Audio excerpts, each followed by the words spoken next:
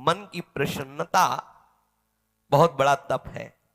हर समय मन को प्रसन्न रखना बहुत बड़ी साधना है, बहुत बड़ा लाभ है, जिसका हर समय मन प्रसन्न रहता है। जानते हो किसका मन प्रसन्न रहता है? जिसका मन प्रभु से अपनापन कर लिया है। मन को सदैव प्रसन्न रखना है तो भगवत संबंध से ही मन प्रसन्न रह सकता है। ये मन चंचल क्यों रहता है, अशांत क्यों रहता है? ये जितना विषयों का चिंतन करेगा, जितना नाशवान परिवर्तनशील वस्तु व्यक्ति स्थान का संबंध स्वीकार करेगा, उतना ही जलेगा, उतना ही अशांत रहेगा, उतना ही चंचल रहेगा। त्यागात शांति अनंतरम, जितना ऐसा वस्तु व्यक्ति स्थान का राग त्याग करेगा, उतना ही शांत हो जाएगा, उतना ही आनंदित हो जाएगा, उतना ही प्रसन्न हो जाएगा। मना प्रसादः, यदि आप मन को प्रसन्न करना चाहते हैं तो किसी भी व्यक्ति वस्तु स्थान का इसे संबंध न रख ले पावे, ये सावधानी रखना। और होता क्या है, बोले चलो मनोरंजन करते हैं, कहां? किसी व्यक्ति में, किसी वस्तु में, किसी स्थान में, किसी द्रव्य में। होता क्या है, मनोरंजन होता नहीं, एक नई जलन, एक नई चिंता, एक नई कामना, एक नई वासना, एक नया फसाव। चले थे आनंद लेने और फंस गए।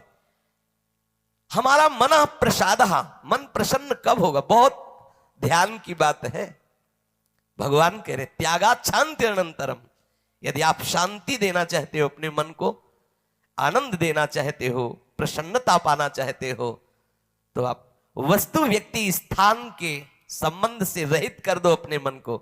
एकमात्र प्रभु के चरणारविंद में आप अपने मन को लगा दो, फिर आप देखें आपका मन सदैव प्रसन्न रहेगा। क्योंकि प्रभु अविनाशी है, वस्तु व्यक्ति स्थान परिवर्तनशील है। वो एक रस प्रसन्न रह नहीं सकता जिसका वस्तु व्यक्ति स्थान से संबंध है, नहीं रह सकता, क्योंकि वो एक रस नहीं है, तो मन कैसे एक रस होगा? वो विनाशी है, परिवर्तनशील है, मूल में दुख है, केवल ऊपर से सुखद दिखाई दे रहा है। मन में अशांति, दुख, क्लेश, बंधन का कारण है किसी वस्तु व्यक्ति स्थान से अपनापन कर लेना। सूक्ष्मता से देख लीजिए, अभी हम यही फंसे हैं, चाहे हम ज्ञानी भगत हो, चाहे प्रेमी भगत हो, अभी केवल मन के भगत हैं, मन को अभी भक्ति के मार्ग में नहीं खड़ा कर पाए। किसी भी वस्तु व्यक्ति स्थान से राग न रह जाना, यह वैरागी का लक्षण है। समस्त वस्तु व्यक्ति स्थान में एकमात्र सच्चिदानंद आराध्य देव को देखना, यह अनुरागी का लक्षण है। हम देखें कि हम ना तो वैरागी है ना अनुरागी है, हम तो रागी है। हर वस्तु व्यक्ति स्थान से हम सुख भोगना चाहते हैं। देख लो, अगर ऐसा नहीं तो फिर मन जाएगा ही नहीं। जब तक सुख की लालसा नहीं, तब तक मन जाने वाला नहीं। इसको जहां जहां सुख का मिलने का भाव है, वहीं वहीं ये जाता है। जब धन, संपत्ति, स्त्री, पुत्र, नाना प्रकार की भोग सामग्री, इनमें हम अपनापन कर लेते हैं तो मन हमारा चंचल हो जाता है। सबका प्रश्न होता है, मन भजन में नहीं लगता, चंचल है। मन चंचल आपने किया है, आपको ही छोड़ना पड़ेगा। आपने वस्तु व्यक्ति स्थान से संबंध कर लिया है, वो चंचल, परिवर्तनशील, नाशवान, वही लक्षण मन को आ रहे। वो आप अविनाशी प्रीतम से अपना संबंध कर लो, देखो कितना आनंद मन में रहता है, कितनी प्रसन्नता रहती मन में। भगवत चरणारविंद का आश्रय लेने वाला हर समय प्रसन्न रहता है, ये पहचान है। भारी से भारी विपत्ति में भी उसका हृदय आनंदित रहता है, क्योंकि ये विपत्ति संपत्ति बाहरी बात है। वो जिस आनंद में मगन है, वहां न विपत्ति का, न संपत्ति का, दोनों का प्रवेश नहीं, न हर्ष न शोक का। इसलिए मना प्रसादा, साधक ध्यान दे संतुष्टा येन केनवा। हर परिस्थिति में मन को प्रसन्न करना सीखे, प्रसन्न रखना सीखे।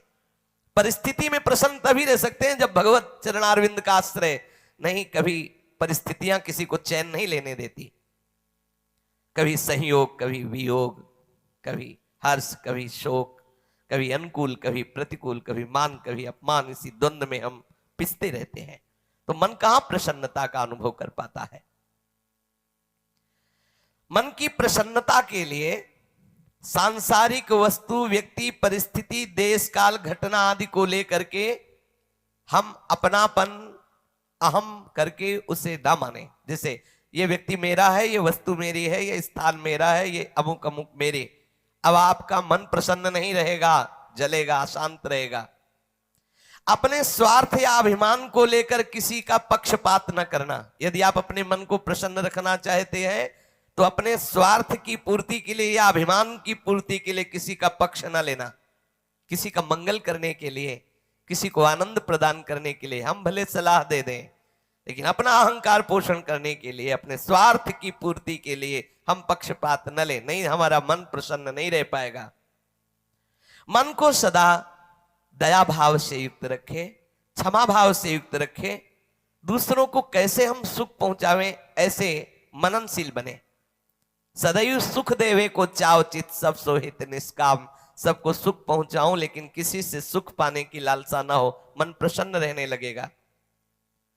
मन में जब दूसरों के हित की भावना होती है तो प्रसन्नता का प्रादुर्भाव होता है। और सदैव मन को प्रसन्न रखने के लिए थोड़ा भोजन पाना सीखें, कम बोलना सीखें, कम सोना सीखें और सदैव भगवान नाम जपना सीखें। अखंड प्रसन्नता आ जाएगी। मानते हैं प्रारब्ध के अनुसार शरीर रोगी हो सकता है, परिस्थिति प्रतिकूल आ गई, संसार ने तुम्हारा त्याग कर दिया, लोग निंदा करते हैं, लेकिन आप प्रसन्न रहेंगे क्योंकि आपने बहुत बड़े करुणा निधान आनंद समुद्र प्रभु का आश्रय ले लिया है। उस आश्रय में जो बाधक भाव है उनका त्याग कर दीजिए। अधिक भोजन करने वाला कभी प्रसन्न नहीं रह सकता। और बड़ी विचित्र ये जिह्वा है, ऊब गए भगवान।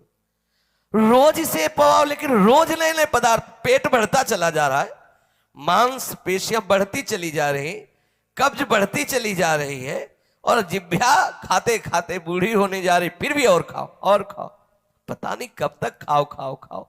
भोजन पर साधक ध्यान दे, नहीं तो आनंद का जो विषय मन की प्रसन्नता है वो आप नहीं धारण कर पाएंगे।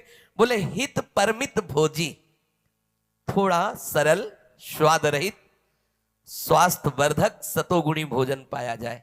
स्वाद रहित भोजन बहुत आवश्यक है भजन मार्ग में, बहुत आवश्यक। ये अधिक मीठा, चटपटा, खट्टा, ये वो सब कामोत्तेजना पैदा करता है, कब्ज बनाता है, मन को चंचल करता है। कई तरह के भयानक ऐसे दोष जो हमारी साधना में हानिकारक है। पक्का समझ लीजिए, ये अनुभूत बात कहते हैं। भोजन जितना सरस होगा भजन उतने चौपट होगा, पक्का समझ लो।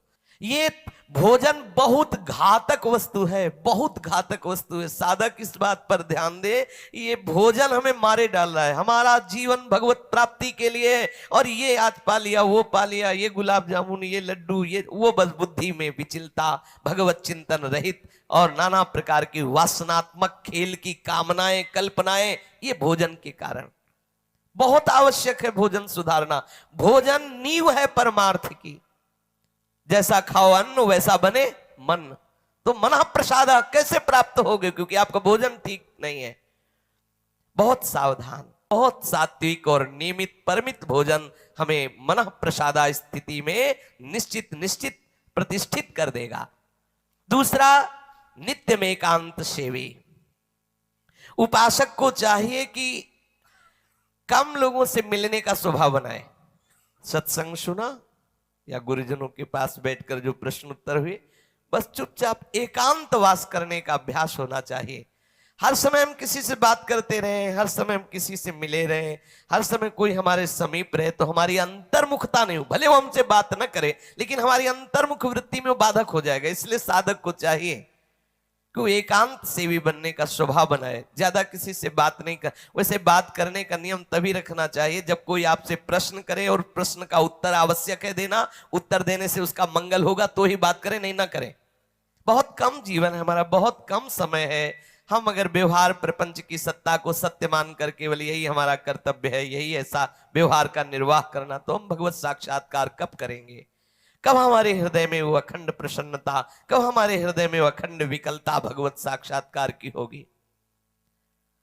और बोले वाणी से हितकर मृदु वचन बोले, एकांत सेवन करे और नींद भी एक नियमानुसार करे। स्वल्प निद्रा विहारा, स्वल्प सोने का समय बनाए। 24 घंटे में 5 घंटे बहुत है शयन करना, बहुत है, मतलब बहुत हो गया 5 घंटे। 6 घंटे तो उनको जो बहुत शारीरिक श्रम करते हैं, 7 घंटे मतलब खत्म। अब इसके आगे साधक शब्द नहीं लगेगा। 6 घंटे तक तो मतलब बहुत हो गया कि बहुत श्रम करता है, इसलिए ठीक है। 7 घंटे मतलब प्रमाद स्थिति आ गई, 7 के बाद तो प्रणाम है, फिर तो कोई बात ही नहीं है। अब आप देख लो किस श्रेणी में आप हैं। उत्तम साधक 4 घंटे में हो जाता है, ठीक है। 5 घंटे, 5 घंटे पर्याप्त है। और जिनको बहुत शारीरिक श्रम होता है वो 6 घंटे, और कुछ तो ऐसे होते हैं कि हर घंटे में झपकी, हर घंटे में आनंद। हाँ, समाधि भाव को, निद्रा समाधि स्थिति, व्यास भरोसे कुंवर के सोत पाव प्रसाद। सत्संग हो रहा है, थोड़ी ढिलाई हुई, बस गए समाधि में गए, बिल्कुल। हाँ, मक्खी भन बनाए चाहे मच्छर बल बनाए चाहे महात्मा भन बनाए, कोई फर्क नहीं पड़ता। अपने निद्रा समाधि स्थिति, आओ समाधि भीतर। स्वामी हरदास जी कहते मनी उतना डुलाओ, आओ समाधि भीतर। आ गए तो थोड़ा सावधान करे। स्वल्प निद्रा विहारा, और घूमने फिरने का भी एक नियम होना चाहिए। आपकी दिनचर्या एक नियमित होनी चाहिए। यदि आप नियम के अनुसार भोजन, नियम के अनुसार शयन, नियम के अनुसार घूमना और नियम के अनुसार बोलना चालना रखेंगे नियम से, तो आपका मन बहुत शीघ्र भगवत चरणारविंद में लग जाएगा। भगवत चिंतन से मन में प्रसन्नता आ जाती है। यदि आप ऐसा करेंगे तो आपका मन सदैव प्रसन्न रहेगा।